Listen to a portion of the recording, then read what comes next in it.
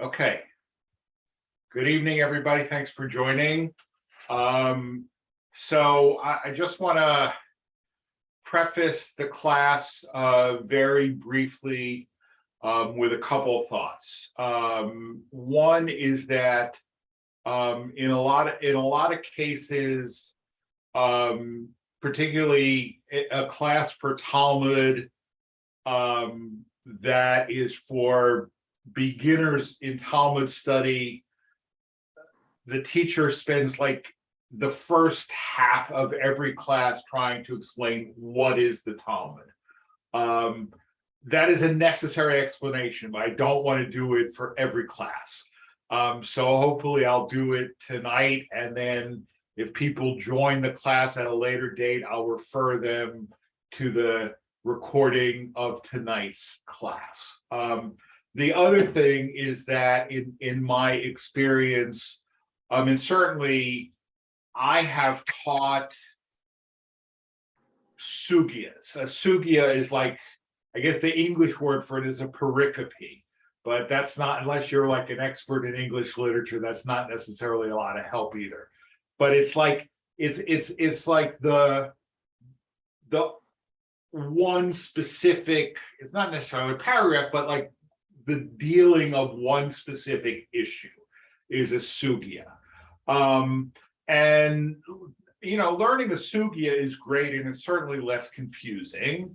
But nobody who's learning in yeshiva is going to learn just sugyas. You're going to learn, if not a whole tractate, at least large chunks. So what I really would hope to do, and there's no specific amount or time frame, I will tell you that what I'm teaching is the 10th chapter of Tractate Pesachim. I studied this over the course of 2 years with Rabbi David Novak, who's one of the great scholars of our age. And we met once a week, and we met for an hour and a half, and we managed to cover the whole thing in 2 years. So I don't believe that we'll go any faster than that. But that's okay. So briefly, so what is the Talmud? Okay.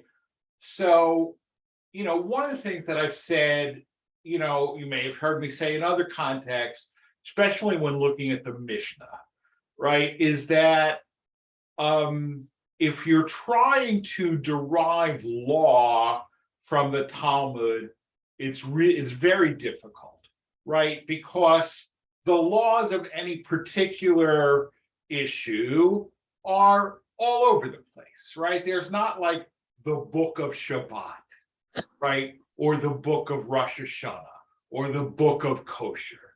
There's Genesis, Exodus, Leviticus, Numbers, Deuteronomy, right? And so there's no one place that you can go to know, like, what is everything the Torah says about this subject or that subject. Okay, so by the 2nd century, they tried to codify.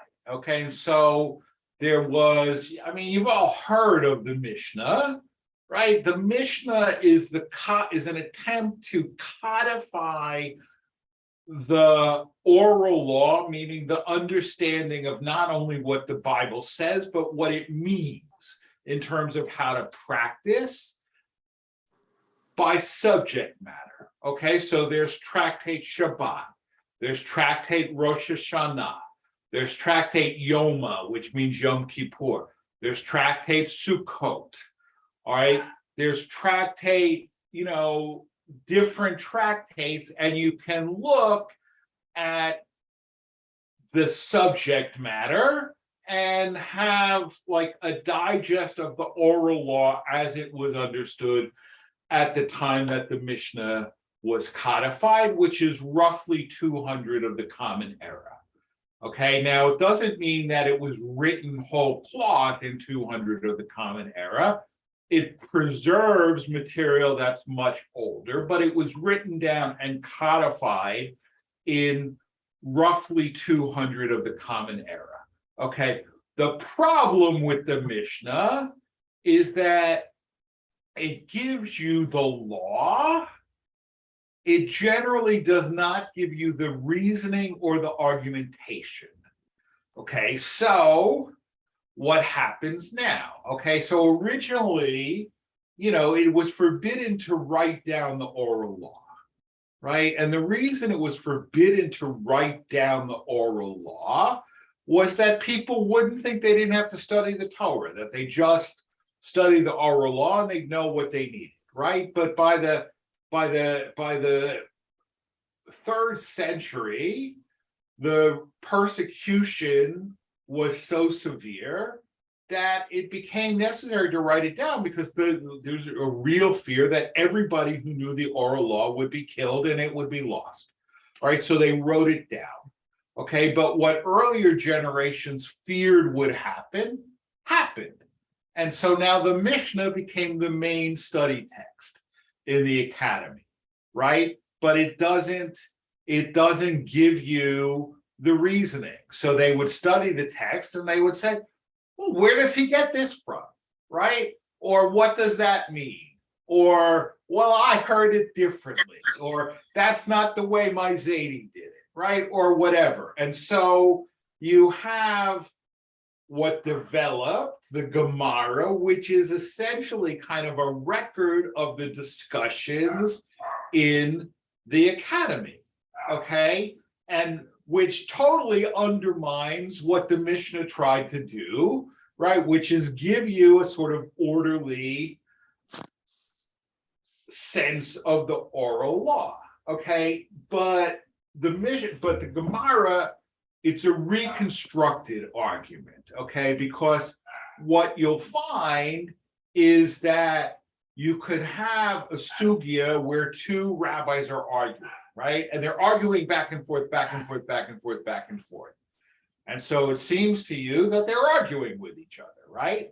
But then you go to Google or you pull out what, we used to have these little booklets that tell you about, the different rabbis who are quoted in the Talmud, and you find out that the 2 rabbis who are seemingly arguing with each other, one lived in Israel and one lived in Babylonia, and they lived 300 years apart, right? So, yeah, Leslie. Okay, I already don't understand something. We got the Torah, which was written, right? Correct. So what is the oral law that you're talking about? The oral law is essentially the implementation of the Torah. Okay, I'll give you an example. Right, the Torah says no work shall be done on Shabbat. Define work. Not in the Torah. Right, not in the Torah. That's the oral law. Okay, you could say, well, everybody should decide for themselves, right? But the Torah also says anybody who does work should be put to death. So it's a good idea to have a definition, right? But the Torah doesn't tell you what the definition is, right? Or the Torah says, dwell in Sukkot for 7 days. It doesn't tell you what are the rules for a sukkah. Okay, now who came up with the oral law? The rabbis over the centuries. Okay. Yeah. And so, so if you want to know, well, what is the definition of a sukkah? What is the definition of work on Shabbat? You're going to find that in the Mishnah, and then you're going to find that explained in the Gemara. Okay. So it's a great question, right? It's a great question, but the Torah doesn't give you all that fleshed out stuff. Okay. Another thing that makes the Torah, the Talmud, there are things that are hard to stand. You had a question or a comment. You need to unmute yourself. No?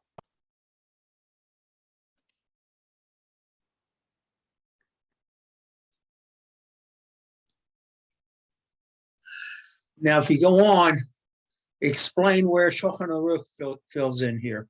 Okay, way later. Okay, essentially, I don't want to spend too, but essentially, right? I mean, this is my sort of quick and dirty, right? Is that so? The Mishnah set out to codify, the Gemara undid the codification. So then come the codes, where different rabbis say, well, this is unwieldy. We need a code, right? So the Shulchan Aruch is a code. Okay, the Mishnah Brura is a code. Okay, Isaac Klein's Guide to Jewish Religious Observance is a code. Okay, so over the centuries, different rabbis have written codes. And then, of course, other people come along and they say, well, where did he get that from? And then there's a commentary on the code, right, which undoes all of that work. But the Shulchan Aruch was written by Yosef Karo, who was one of the people who was expelled from Spain. So that's 1,000 years after the Talmud. Okay. So it's got nothing to do with the Talmud, but the Shulchan Aruch, of course, presupposes the Talmud. Okay, so things that make the Talmud hard to study is that so you have the Mishnah. We'll see. I'm going to do screen share, but you see we have the Mishnah and the Gemara.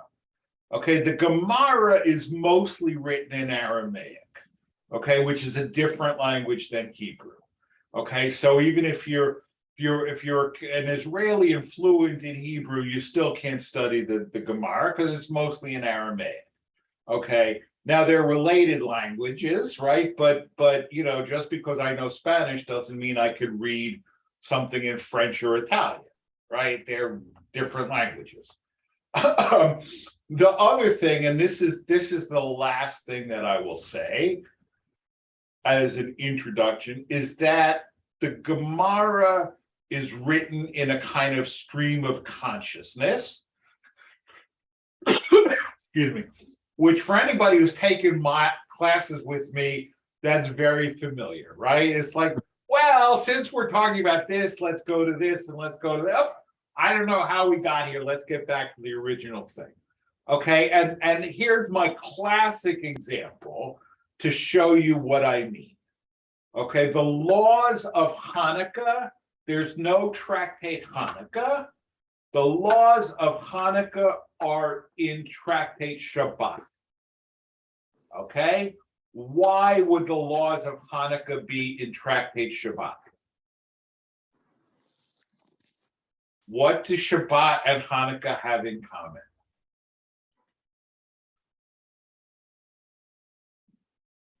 Candles. Candles. Thank you, Marsha. I Candles. couldn't get to the remote. Right. Candles. Okay. So you have a discussion in Tractate Shabbat about materials that are permitted or forbidden for Shabbat candles. Okay. And then well, since we're talking about candles, what about the Hanukkah candles? Since we're talking about Hanukkah candles, what about all the other laws of Hanukkah? Finish that. Now let's get back to Shabbat. Okay. Again, if you've ever studied with me, very familiar, right? But it's not the kind of linear approach that Western minds are used to. Okay. So any questions about that or what I've covered so far? Okay, great. So now I'm going to do a screen share.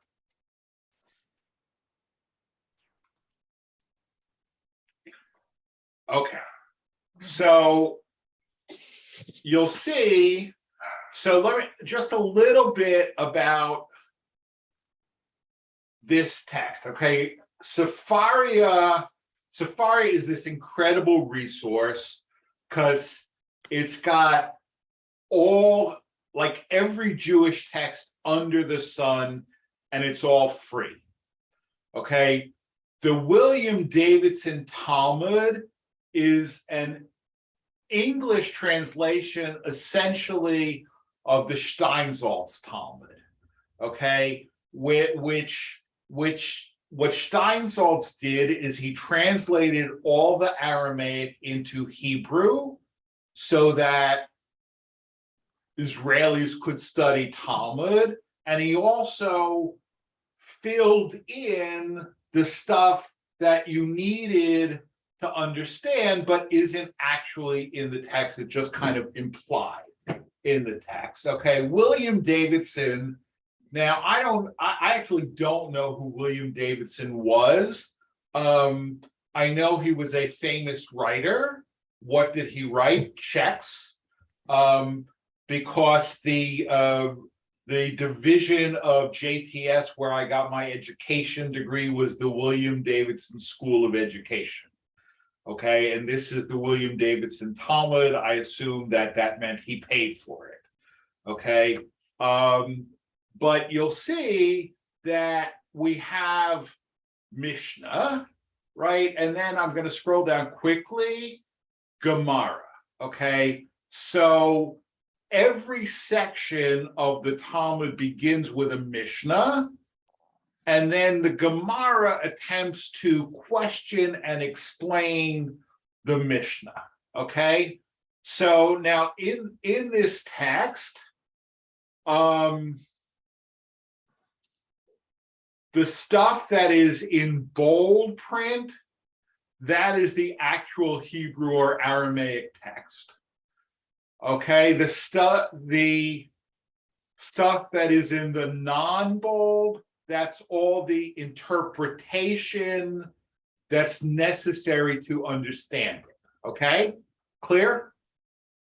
All right, so I'm at least with the Mishnah, I'm going to read the Hebrew and then translate. Okay, because I don't like to rely on translations. I may not do that with the Gemara because my Aramaic isn't as good as my Hebrew. I mean, I can get through a page, but it's not as good.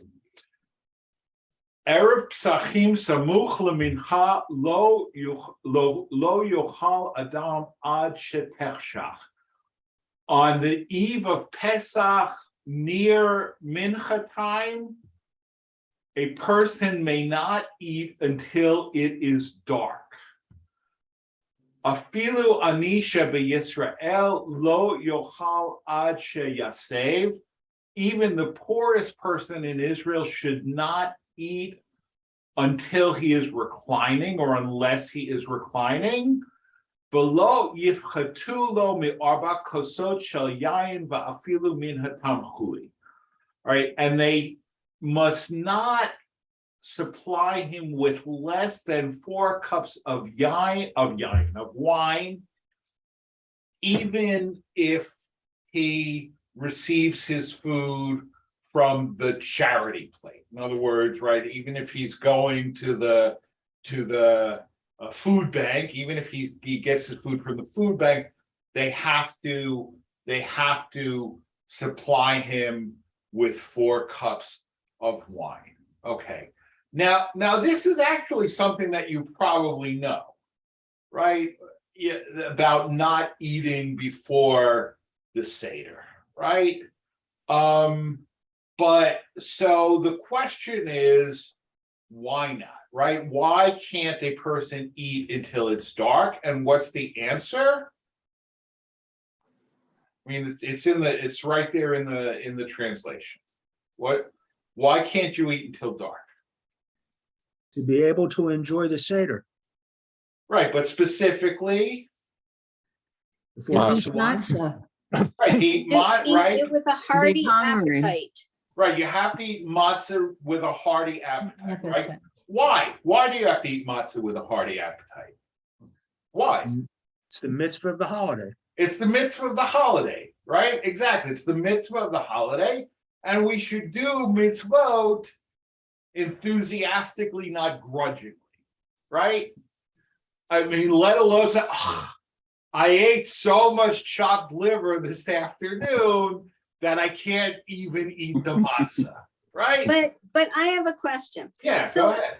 Go ahead. This, in other words, the law said that you can't eat till it's dark, but then the rabbi said, well, why did God, I guess, say that? And then they came up with the explanation that the reason God said that was because he wanted you to eat matzah with a hearty appetite. God didn't say this, right? Who says this? I mean, all right, God says this in the sense that God, speaking, what? No, I'm talking about saying that a person can't eat till dark. Right. Who said that? All right. Rabbis. The rabbis. But it's their understanding of what God wants, because God said eat matzah, right? And God wants us to perform mitzvot with enthusiasm. Okay. Right? But it doesn't mean that every jot and tittle comes directly from God.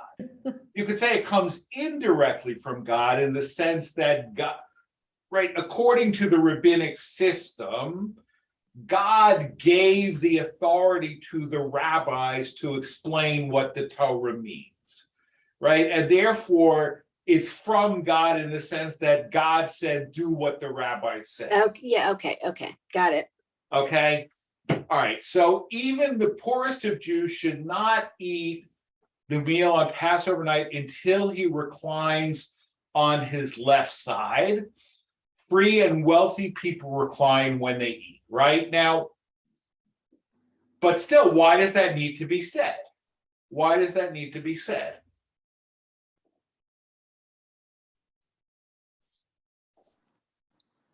Because that's not what it has to be different from what they usually do. Well, it has to be done what they usually do, but why do they have to say even the poorest? I didn't hear that. Why did they have to say even the poorest? Because the poorest might not have the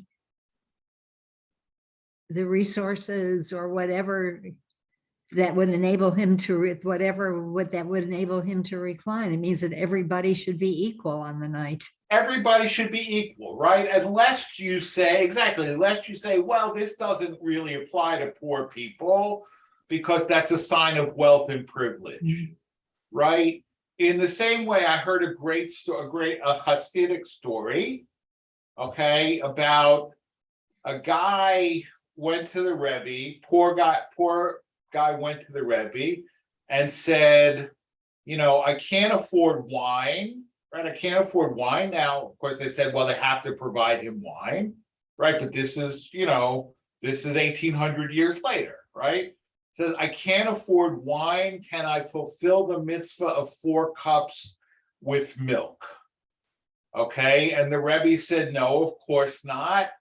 Here's 100 kopecks, go buy wine, right? And everybody's arrested. 100 kopecks to buy wine? It doesn't cost 100 kopecks to buy wine. You gave him 10 kopecks, that's plenty, right? And the Rebbe says, what? Idiot. If he wants to fulfill the mitzvah of 4 cups of wine by drinking milk, he can't afford meat for the Seder either. Right? They can say it, but it's obvious. You just have to think a little bit, right? Mhm. Right. So, all right. So, and the distributors of charity should not give a poor person less than 4 cups of wine.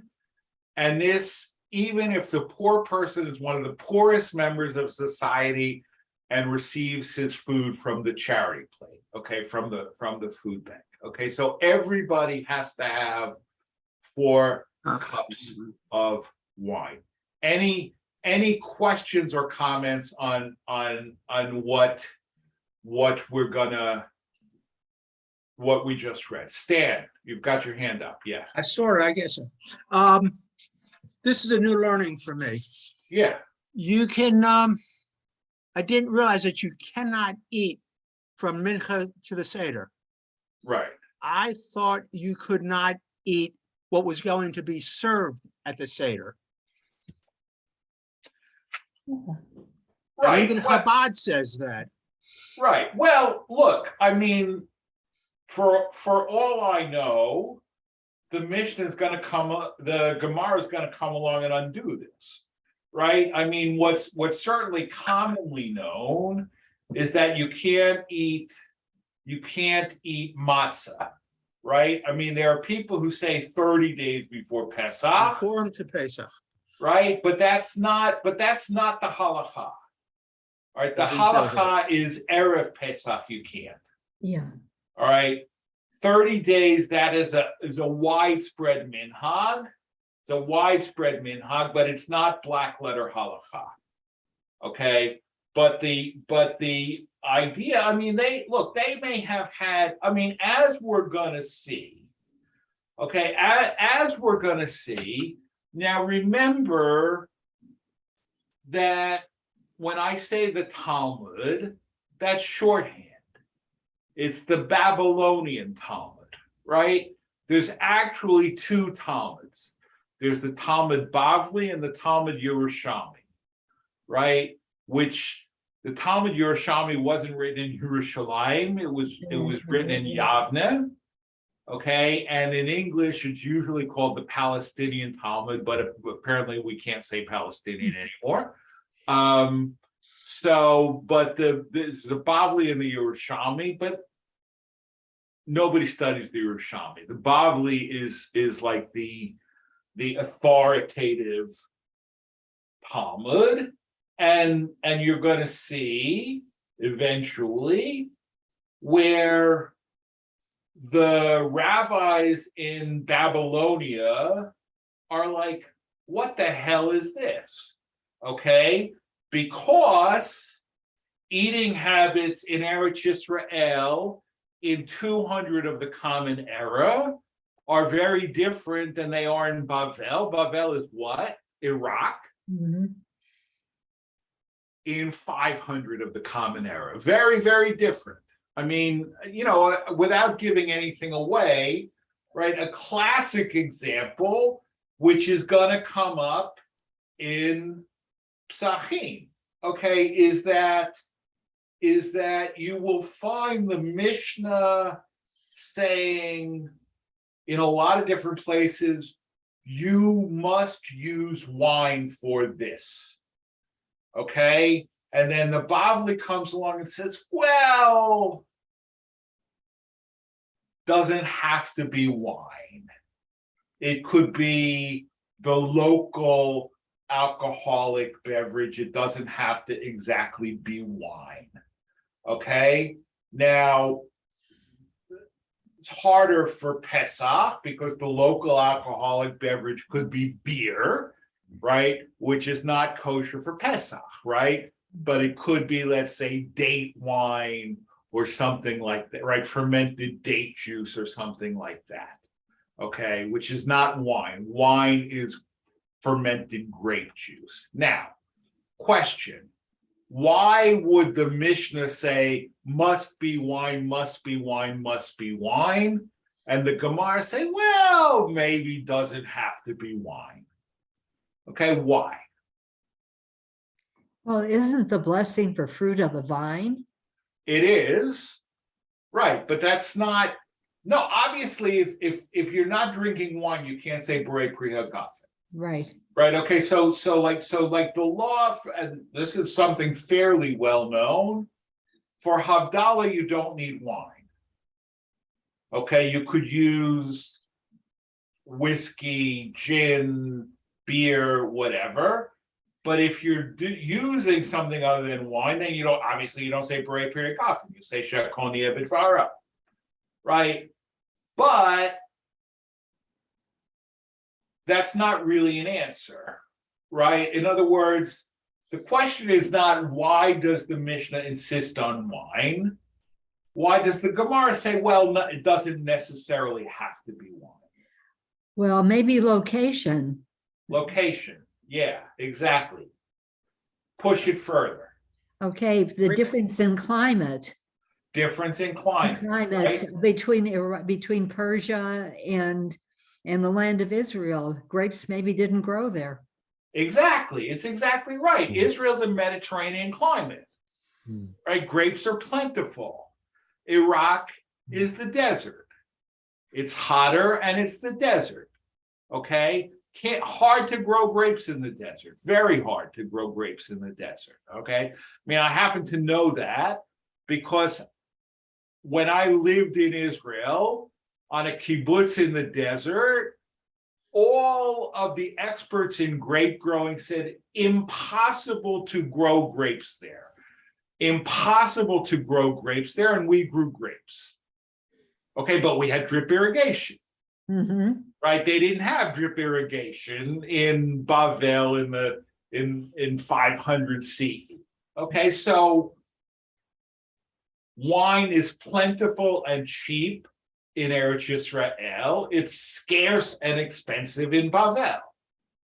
Okay, so different climates, different culture.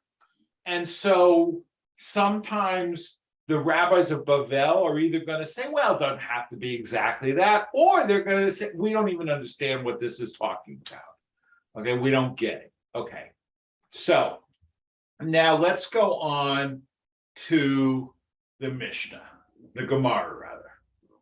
My area Arvei P'sachim. Okay, why discuss this halacha particularly with regard to the eve of Pesach?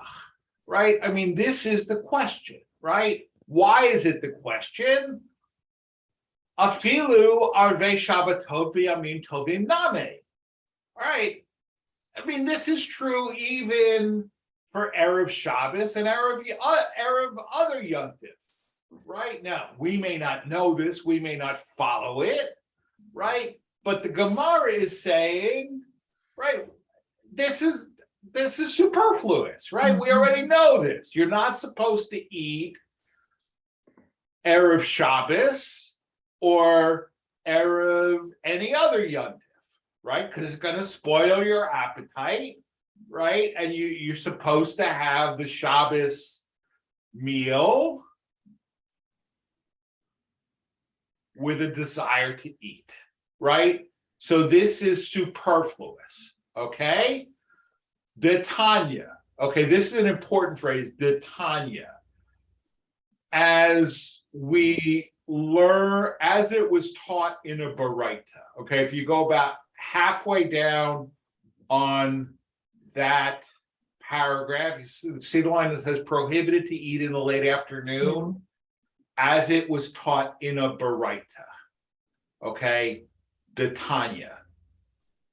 Baraita. Does anybody know what a Baraita is?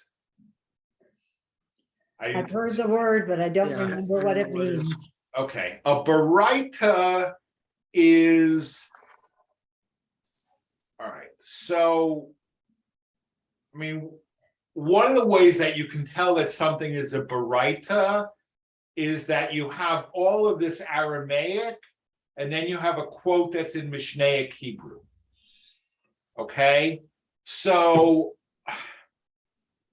a Baraita is a statement in Mishnaic Hebrew that is attributed to rabbis who are quoted in the Mishnah, but is not in the Mishnah. Okay? In other words, right, you had all of these statements floating around. It's kind of like an outtake, right? I mean, they filmed it, but it was left on the cutting room floor, right? They recorded 27 versions of Like a Rolling Stone, right? Only one made the album, right? Only one made the album. Now we lost you. Okay, I'll fix it. I'll fix it. Hold on. Better you than me. All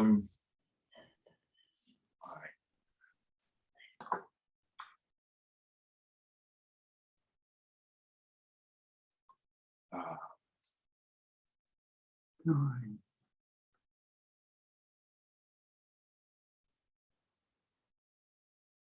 Testing 1, 2, 3. 4, 5, 6. You heard me? Yeah. Yeah. Okay, good, all right. It's fixed. Haven't moved yet. No, we hear you, but we don't see you. We see him, he doesn't We move. see you. We see you. I don't see him. Hold on, hold Yeah, on. I Hold on, I'll see fix you. that. What's the matter with you, Leslie? No I'll move or fix there. that. Okay, And now I Got see. you. all right, what happened is the plug came out of my computer and I plugged it back in and it screwed everything else up. Okay. So a baraita is a statement in Mishnaic Hebrew attributed to rabbis in the Mishnah that didn't make it into the Mishnah. Okay, and there was a guy named Atana. Okay, and his job, he was the memorizer. Okay, and his job was to remember all of these things. Okay, and then recite them in the classroom, and then they would discuss it. But remember, they didn't have books, right? I mean, they didn't have books, right? But this job of like memorizer, I mean, this still exists in the Hasidic world, right? Because not with the exact same task, right? But the Rebbe gives Torah on Shabbos, right? The Rebbe gives Torah on Shabbos, but you can't write on Shabbos, right? So there's a guy in the community who has a fantastic memory, and his job, it's always his job, right? It's always a he, memorize the rabbi's drasha. Soon as Shabbos is over, write it down. Okay, so that it doesn't get lost. Okay, so this statement, you can't eat until dark, until it becomes Yontif on Erev Pesach. Superfluous, we know that. Because we have this already in the Baraita. A person should not eat on the eve of Shabbat and festivals from Mincha time onward, so that he will enter Shabbat when he has a desire to eat and he will enjoy the Shabbat meal. This is the statement of Rabbi Yehuda. Rabbi Yosei says one may continue eating until dark. Okay, now, before we go on, read this very carefully, right? Because you will see that there is actually a slight difference, right? There's a slight difference. What's the difference? Where to where? What? Where are we reading? Gemara, the whole Gemara? in the Gemara. Right, all right. So let me say this. Let me go back. All right, so in the Mishnah, it says you may not eat adjacent to Mincha or near Mincha until evening. And in the Baraita, it says from Mincha, not near Mincha, right? In other words, right, so that's the difference, okay? So that seems to be a difference, right? In other words, accepting all of this as halacha, on Erev Shabbos or Erev Yontif, you can eat up until Mincha. Right, on Erev Pesach, you have to stop eating near Mincha, which I take to mean slightly before. So the prohibition is slightly a little bit broader. Okay, so this is the statement of Rabbi Yehuda. Rabbi Yosei says one may continue eating until dark. Okay, now we're going to see this. Amar Rav Huna, Lat Sricha Elul Rabbi Yosei. All right, Rav Huna said this Mishnah was necessary only according to the opinion of Rabbi Yosei, who said that one may continue eating until dark.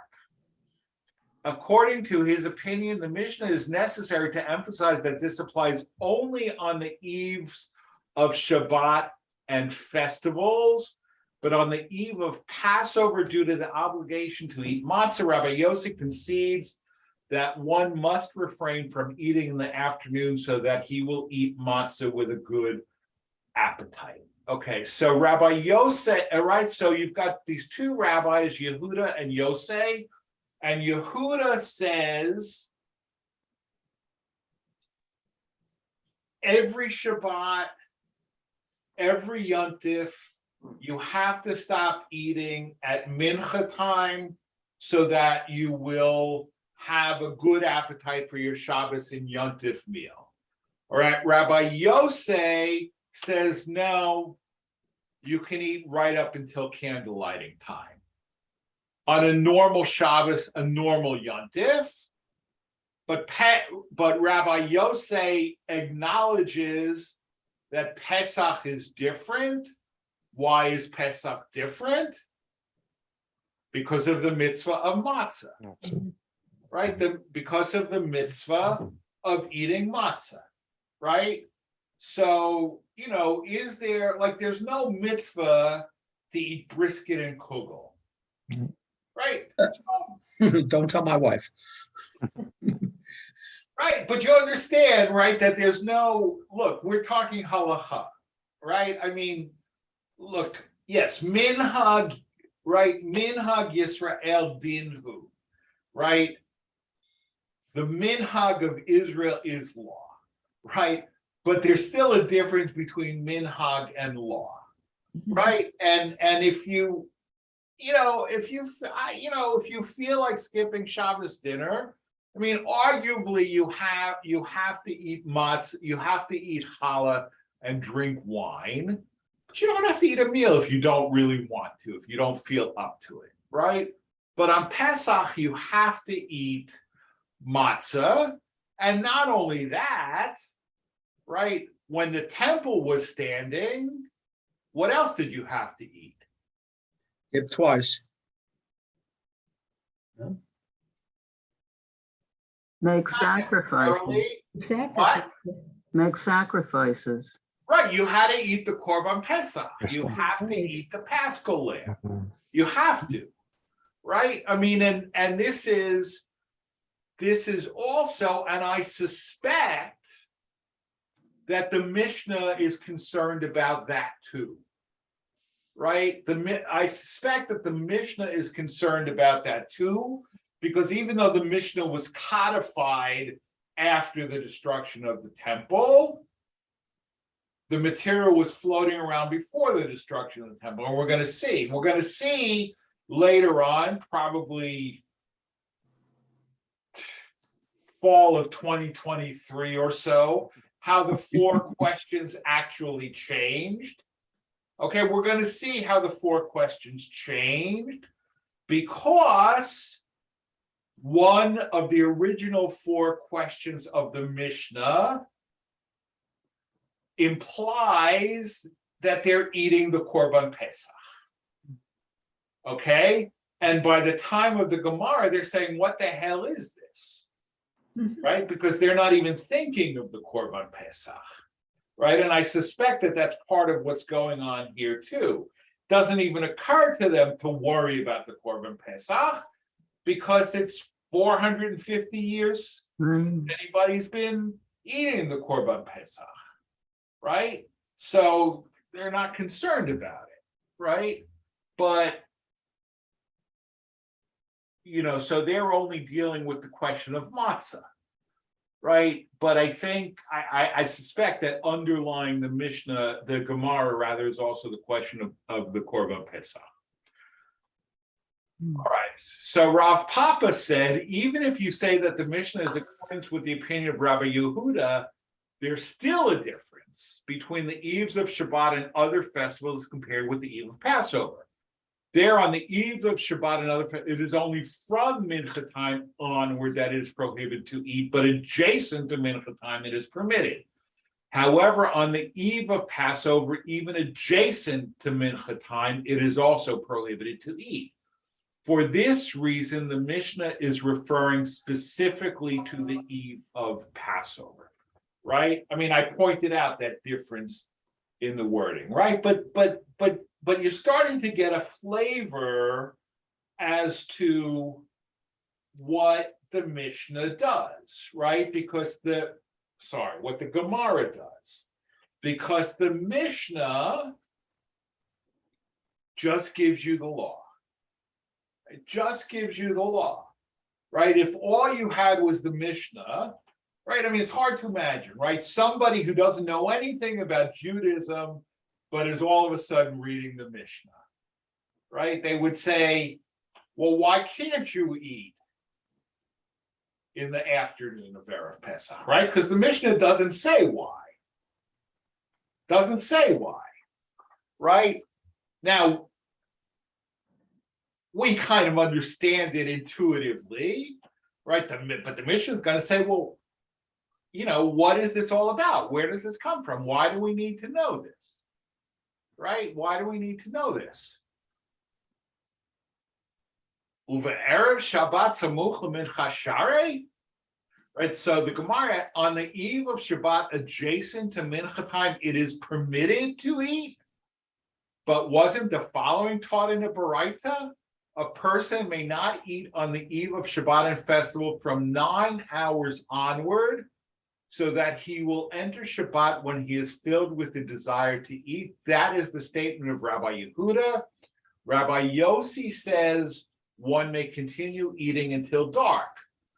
According to the opinion of Rabbi Yehuda, even on Shabbat Eve, one may not eat from before the time of the lesser mincha, which is at 9.5 hours of the day. Okay, so I'll explain a little bit. You've got two different baraitas, right? You've got two different baraitas. One baraita that says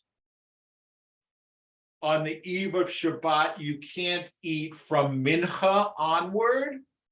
And another baraita that says you can't eat Erev Shabbat from 9 hours onward, right? Two different baraitas saying essentially the same thing, but with different parameters, right?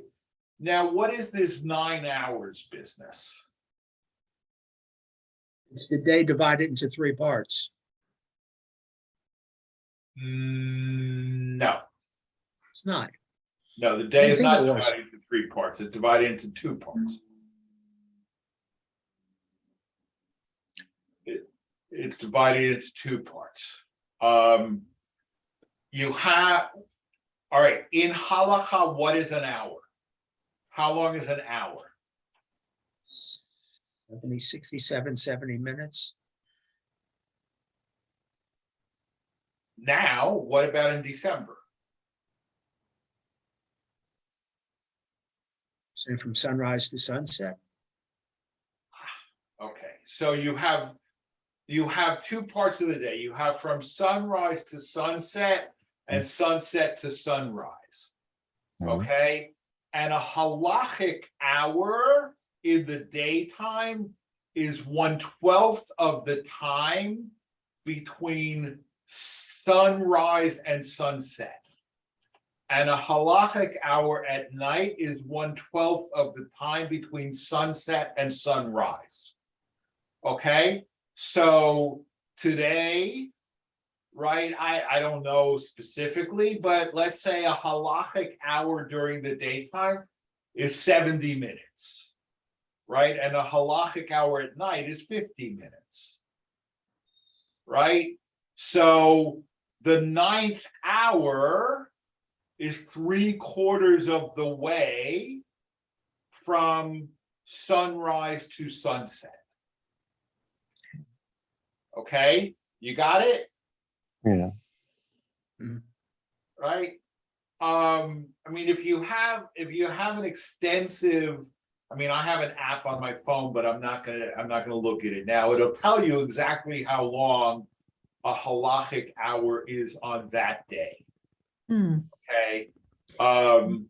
Because if you're very frum, I mean, these things really matter, right? I mean, we don't worry about davening at the right time, right? I mean, we maybe should, but we don't.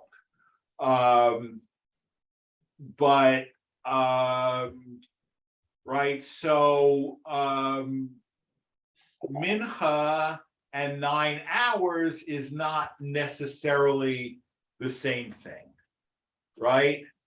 And then go on. Amar Marzutra man lema lan demitratztahi. Marzutra said, who will say to us that this version of the Baraita is accurate?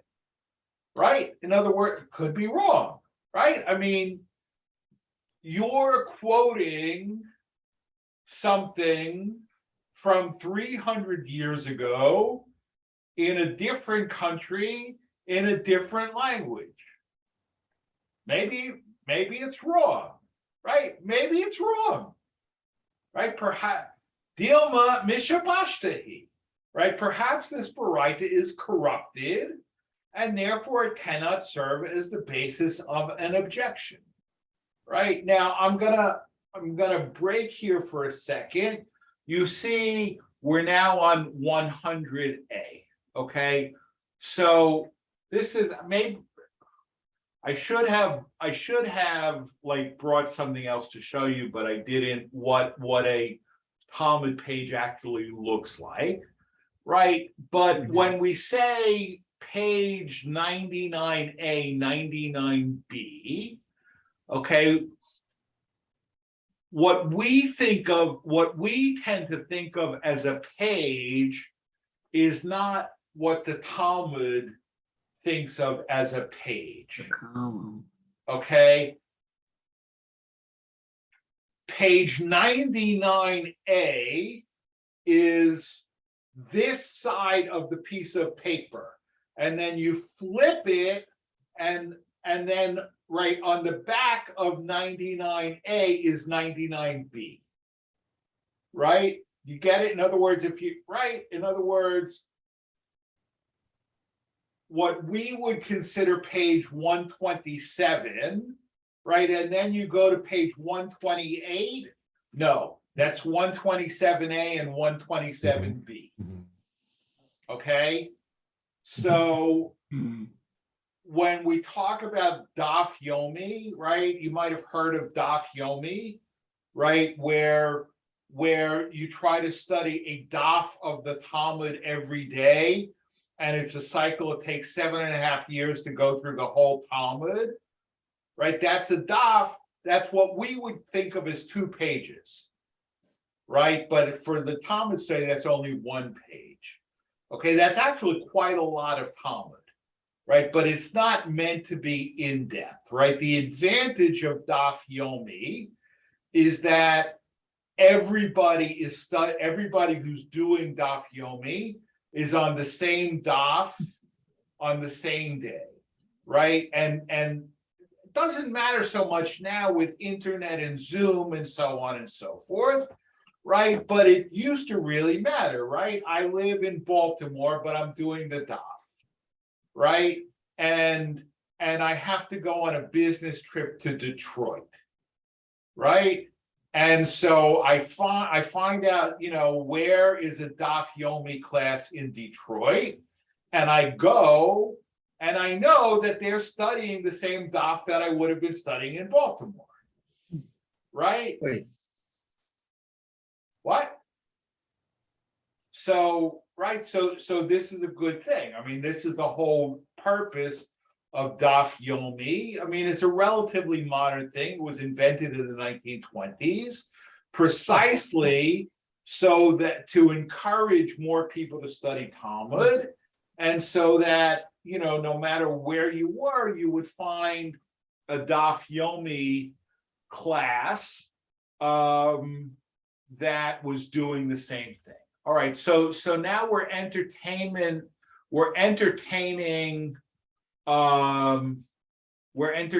the possibility that that this Baraita is corrupt. I'm going to stop here because we just got to the top of 100A. We actually did we didn't do a whole daf, but we did an amud, right? One side of a daf is an amud. Right now, in modern Hebrew, amud and daf both mean page, right? But in Talmud study, an amud is half a daf. And we did an amud in a little less than an hour. That's not bad. That's not bad at all. So we're on a good pace. Are there any questions? Yeah, Leslie. Okay, two questions. One is, you said a barita is an outtake. Baraita, yeah. Baraita. So if it's an outtake, why are they worried about understanding it, or if it's accurate? It was rejected for some reason. It wasn't exactly rejected. It's still authoritative because the authority, that's a great question. All right. The authority is with the rabbis to whom the statements are attributed.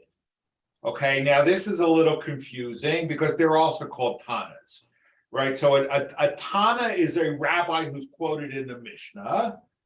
But a Tana is also the guy whose job is to recite the Mishnah in the yeshiva in Babylonia, right? To the same name for two different things. But a Tana is a rabbi who's quoted in the Mishnah, and the Tanaim are the most authoritative rabbis, right? It's like it's like, you know.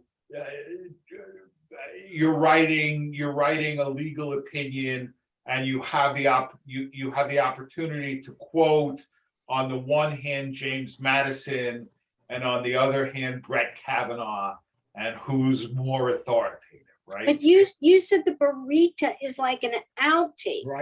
Baraita, sorry.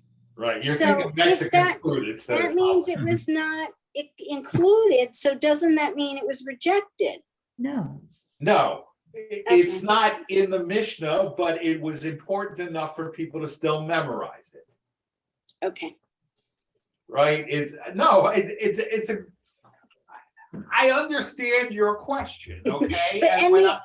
I understand your question, and I had the exact same question when I started studying Talmud. But the answer is no, it's still authoritative because of who it quotes. Here's the difference, right? The difference is, if it's a Mishnah, I know it's a Mishnah, I know it's authoritative, right? If it's a Baraita, what I can't do is, well, who are these guys, Rabbi Yosei and Rabbi Yehuda, and why should I trust them? Or, whoever, right? Why should I trust them? You can't say that, but you can say, oh, maybe it's inauthentic. Maybe the Baraita is corrupted, or maybe it's fake. Maybe somebody made up this Baraita out of whole cloth, right? Maybe it's fake news. Maybe it's a counterfeit Baraita, right?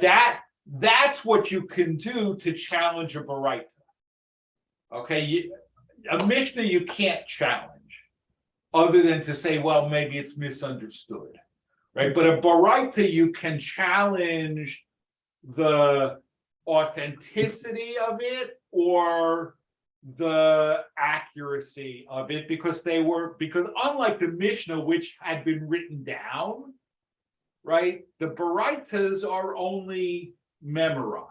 Right? They weren't written down. They were eventually written down in a book called the Tosefta, but the Tosefta is much, much later. Okay, so it's an excellent question, but they're authoritative, but they can be challenged, and a Mishnah can't be challenged. Okay, the second, you had two questions, you said, Leslie. Well, the other question was, when that rabbi or whoever it was asked, how do we know this is accurate or legitimate or whatever? Isn't the whole Mishnah made up of opinions So how can you say an opinion is right or wrong? Because you have the same rabbi saying two different things that contradict each other. It's one, But- it's one, right, it's one thing for you to argue and say, Joe says X, but Barnaby says Y. I agree with Joe and not with Barnaby. Right? It's another thing for me to bring as a proof text, Joe said X, and Marcia says, but I have a text that says Joe said Y. Right? Okay, I think I understand. Right? So there's a problem. So maybe maybe Joe didn't really say Y. He only said X, and either the Y text is corrupt or the Y text is made up out of whole cloth. Right? Because you have the same rabbi saying two contradictory things. That's the problem here. Yeah. Toby, did you have a question?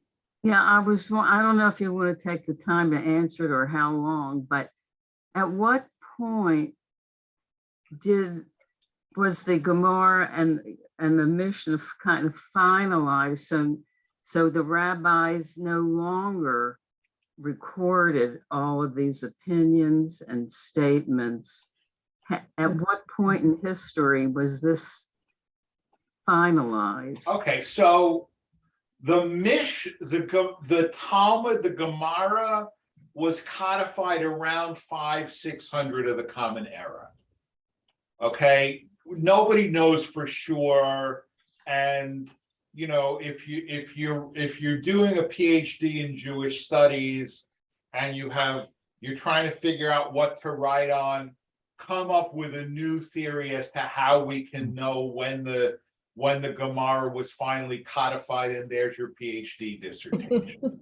Right? But it's around the 5th, 6th century of the Common Era is the close of the Gemara. Okay? It doesn't mean the process of argumentation stopped, okay? But after the Gemara was closed, people then started writing commentaries on the Gemara or codes, right? And so the earliest, so you have the Tanaim are in the Mishnah. And then the rabbis who are quoted in the Gemara, but not the Mishnah, are the Amoraim, right? And then after the Amoraim, you have the people who wrote commentaries and codes are the Rishonim, from the close of the Gemara until the Shulchan Aruch are all Rishonim.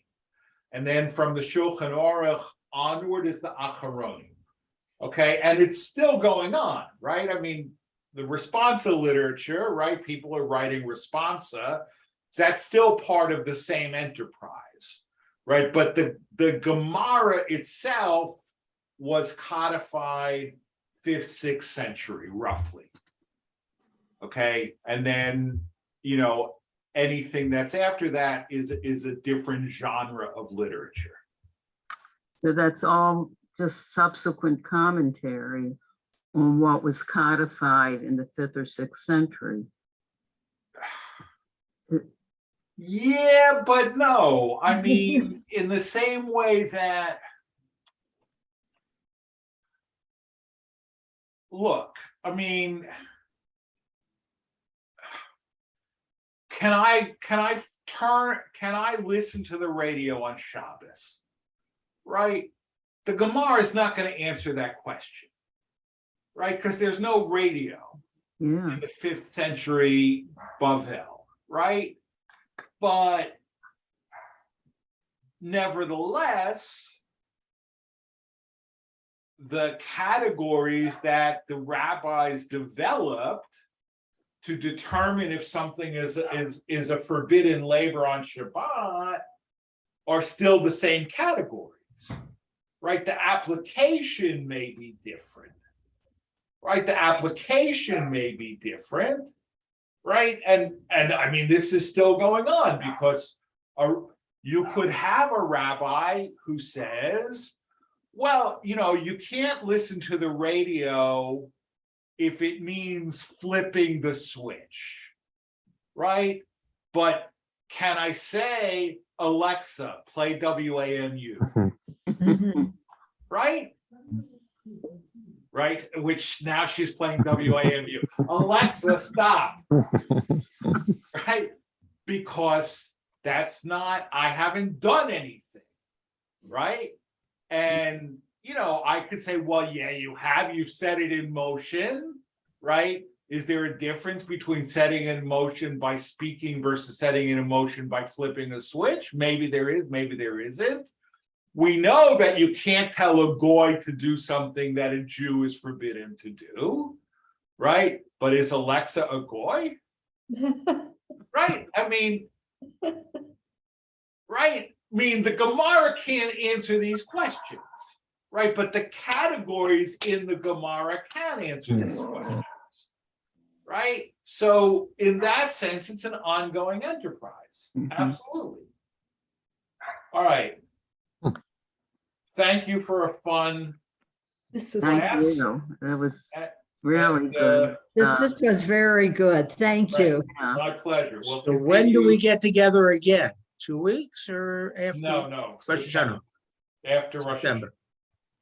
Hashanah. After So when? one more question. Yeah, or December. maybe early September. If I've got my sermons written in early September, maybe we'll do before Rosh Hashanah. Okay. Leslie, I'll help you. Yeah, Um, okay, great. Yes, Dan. If, given that you can't eat between mincha and dark for Shabbos, that means you must eat breakfast? Otherwise, you would be fasting going into Shabbos. Well, you eat lunch. Well, Yeah. depends on when mincha is and how dark it gets. Mincha's never Okay. before lunch unless you eat lunch very late. Very late.